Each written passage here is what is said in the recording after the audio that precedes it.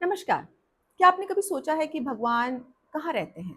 मंदिरों में या हमारे भीतर? विष्णु सहस्त्रनाम का जो दूसरा श्लोक है, वो इस प्रश्न का बहुत सुंदर उत्तर देता है। और वो श्लोक है, भूतात्मा परमात्मा च मुक्तानाम परमा गति, अव्ययः पुरुषः साक्षी क्षेत्रज्ञो अक्षर एव च। इस श्लोक में भगवान विष्णु के 8 दिव्य स्वरूपों का वर्णन किया गया है। भूतात्मा अर्थात वे परम पवित्र हैं, उनमें किसी भी प्रकार का दोष या विकार नहीं है। परमात्मा अर्थात वे सभी प्राणियों के हृदय में निवास करने वाली सर्वोच्च चेतना है। मुक्तानाम परमागति अर्थात जो आत्माएं मोक्ष को प्राप्त कर लेती है, उनकी भी अंतिम और सर्वोच्च प्राप्ति भगवान ही है। अव्यय अर्थात जिनका कभी नाश नहीं होता, जो कभी क्षीण नहीं होते। पुरुष है अर्थात जो इस शरीर रूपी नगर में निवास करते हैं।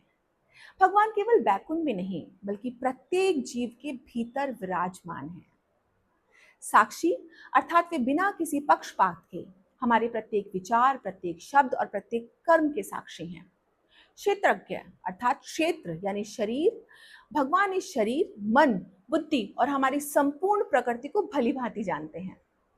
अक्षय अर्थात जो कभी नष्ट नहीं होते, जिनमें कभी कोई परिवर्तन या क्षय नहीं होता। अब जरा इस पूरे श्लोक का भाव समझिए।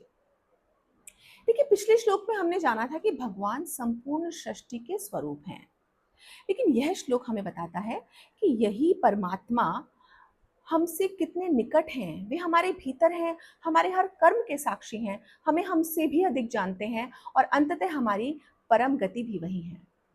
इसलिए जब अगली बार आप इस श्लोक का पाठ करें, तो केवल शब्दों का उच्चारण मत कीजिए। यह अनुभव कीजिए कि जिस भगवान का आप स्मरण कर रहे हैं, वे आपके हृदय में ही विराजमान है, आपकी हर भावना को जानते हैं और जीवन के अंतिम लक्ष्य भी वही हैं। इस श्लोक का जीवन संदेश ये है कि अगर हमें हर समय यह स्मरण रहे कि भगवान हमारे भीतर है और हमारे हर कर्म के साक्षी हैं, तो शायद हमें सही और गलत का निर्णय लेने के लिए किसी बाहरी डर की आवश्यकता ही ना पड़े। हमारा अंतःकरण ही हमें सही मार्ग दिखाने लगेगा, और यही इस श्लोक का सबसे सुंदर संदेश है। हरिओम। अगले श्लोक के साथ फिर मिलते हैं। धन्यवाद।